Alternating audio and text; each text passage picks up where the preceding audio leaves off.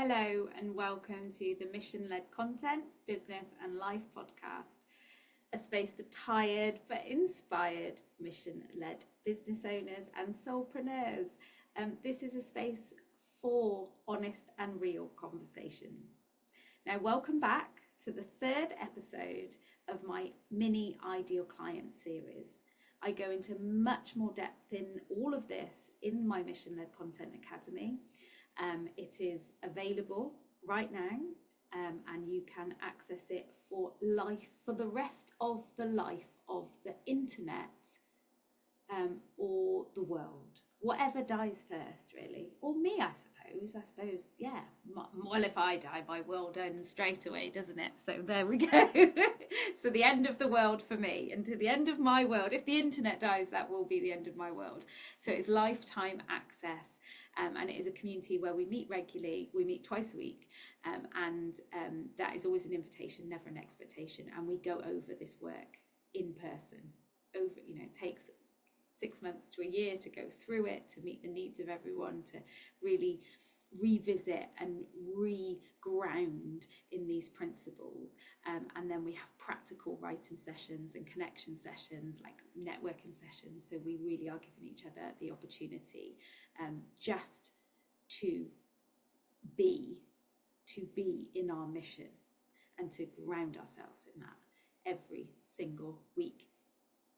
At least they're invited every single week. Like, there is no expectation, and people do come and go because it's a lifetime access, and you can come back and there will be something that you need there, and an opportunity to ask me any question around mission-led content as well. So, but here today in this mini series, we are looking at what if you have more than one ideal client avatar. So in episode 2, I dived into what is an ideal client avatar, how it's a traditionally used thing by digital marketing. It's a traditionally used thing in all sorts of businesses and marketing. An ideal client is nothing new, but in the way that it's done, the way that I explained in the previous episode, that is very commonly touted as the only way of doing it. But of course, if you think of clients like businesses like Tesco's, or John Lewis, they sell many different products. And their products that they sell are for different people at different points in their lives, and these are big stores that serve different people in different ways. So it's very different when you're an online business, a soulpreneur, and you're serving one type of person, but they will all still have a version of the avatar, because there'll be certain principles. A Tesco shopper will be different to a Waitrose shopper, for example. You can guess which one I am, which avatar I fit into. But the point is, theirs will be, they will look at it in a different way, and the way that is touted in the online space. If you are looking at online marketing, you would probably have just seen that way of doing it, and it has its uses. And like I said, it's it can allow for curiosity, which is absolutely spot on what we should always be doing in our business. In mission-led content businesses, we should be always curious. The minute we stop being curious, there's part of that mission that starts to die, because it's always about moving forward and making things better and looking at new ways we can do things and understand ourselves better. That's what mission-led content is. And it allows for that exploration and that play, that you can use in whatever way works for you. So that's why I do still stand by the avatar, even though it can be a bit shit when taught. But what do you do practically right now if you are a business owner and you have more than one ideal client? So this could be that you run a business that just serves different types of ideal clients, and it just does. You want to write inclusive content, because it can be really dangerous. And by inclusive, I mean we all want to write inclusive content, but there may be specific things, like you want to be really, really aware that you don't want to say you work just with women, for example, or just with men, and you want to make sure that transgender and binary people, non-binary people, are also feel inclusive. And by saying women, it doesn't always, in this day and age, define that. Or you may, for different reasons, for physical health reasons, may feel the desire to want to say women only, and actually own that as a like, this is for women only. It could be for like a hormone or pregnancy or birth or something. And so that is okay to say that. It could be, you know, certain religious groups have, you know, spaces. There is that is okay to say that. It's a big thing in the marketing world, of course, because we're looking at how we identify and how we call in our ideal clients. And some people just avoid the issue entirely.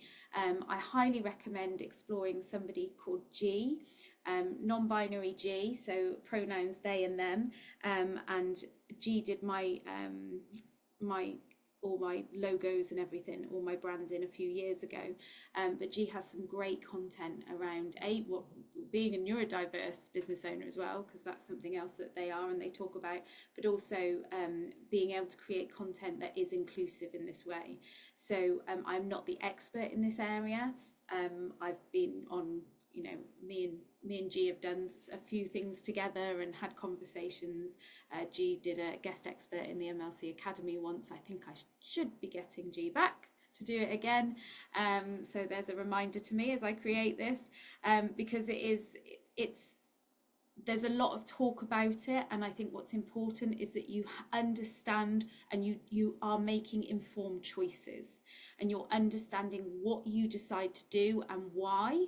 And as a mission-led person who I know, you know, if you're somebody who's listening to this, I know that you will want to make sure that whatever you do, you just reduce harm in whatever way. You don't, you know, a lot of the time harm can be caused unintentionally. So if we, in today's hot, very, very hot, divisive world, if we are able to make decisions that come from a place of compassion, and I must, my daughter's just come in. I'm recording a podcast.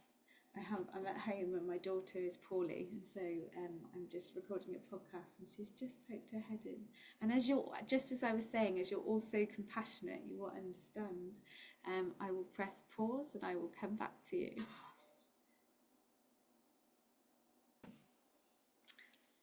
So, as I was saying, you may have, let's just back it right up to basics. You may have ideal client avatars that are different. You may have different products that you sell. You may be selling it to different people at different times. You may have like a seasonal flow. There are many different reasons. You may also be selling like what you want to do, the change you want to make, the people that you want to work with. They're not the people who are buying. They're not the people who are physically buying. So that could be if you're working in a, you know, want to work in a school or with children. It's like parents and education and local authority. You know, you're having to go through these other gatekeepers. So there's different dynamics there. You'll have your ideal client gatekeeper, and you'd have your ideal client, like who you want to work with.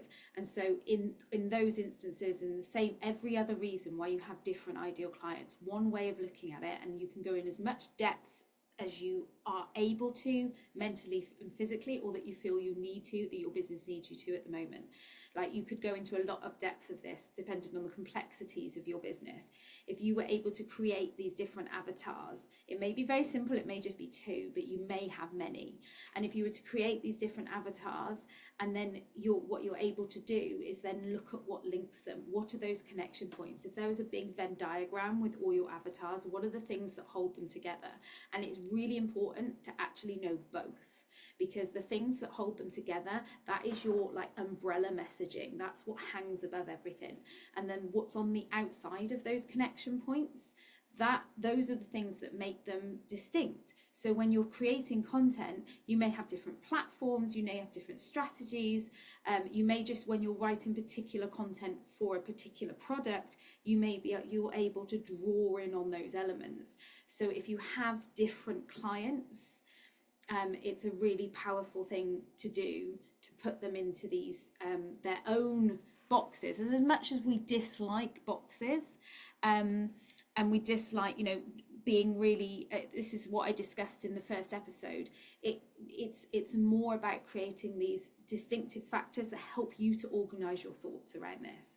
Because if you're a solopreneur, you've not got this big marketing team to do this level of thinking for you.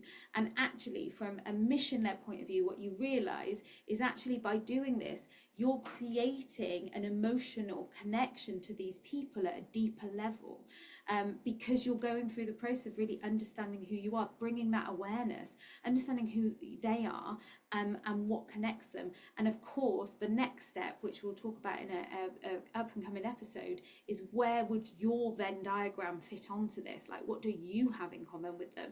Because that's why we talk about, I say, instead of ideal clients, we can say ideal client connections, because of that. I think it was actually one of my clients, I'm pretty sure it was Sally Tyson, who came up. I was saying ideal client relationships, and she said, you know, it's connections, because that's what we're talking about all the time. That was like a word I was using all the time about these things that connect us. So if you have more than one avatar, and you have the time and the space, and you feel your benefit business and your mission would benefit from this, then try this exercise. Especially those who may have found themselves on resistance to doing the ideal client avatar, because they do serve different people. There is this myth within the online world that you have to pick one person, and absolutely, that's because you need to understand who you're talking to. And if you are a one-man band working on your own or in a very small team, it's really hard to do that with multiple options of multiple types of services and products and positions where you're selling to people at different points in their journey, perhaps. That's another thing. That's another thing. The ideal client avatar could be the same person, but different parts of their journey. So you're meeting people, you know, at one point they may come in and they may not have the money to invest, but you can support them with something free. This is where you start building funnels. The minute you start going on this journey of creating a more complex business structure with different offers and different lead magnets and all these different marketing jargon, if you're in that space, you inevitably birth these new types of ideal client, these nuance of ideal clients that fit into these different product types and these different points. So that's another space where understanding who these people are and how they bond, that's your umbrella messaging, and then how they differ, that's the targeted messaging along each line of that funnel. Much more of this we go into depth with later in the series. That will be a later series, but it's important to know why you know, understanding why you have resistance to something really helps you to understand how to fix that. I've just realised that in that interim bit when my daughter came in, I took my headphones off, and my headphones have been there the entire time. So I'm hoping that the microphone has picked this up enough, and if not, I'm sorry. I feel I haven't done enough, and I'm now in that interim. I also had to phone the doctors for my daughter, and we are just going there letting. She's been ill long enough that we're going into the doctors now, and I was supposed to be recording more of these episodes, and I'm telling you this because you don't really need to know this. This is a podcast. This is not live. Don't need to be telling you this, but it's this. I'm sharing this just at the end of this episode because this is the reality of my life right now, and so much of what this mission-led content podcast is about sharing. Like, you know, I'm sharing this information with you, but it's also driven by my mission, which is to have these real conversations. So even within this like value-driven piece of content, I'm showing you that I'm just living a messy life like everyone else, and when you're struggling to do your thing and keep moving forward with your thing and things keep coming in the way, it's not your fault, it's just life, and you're doing an amazing job.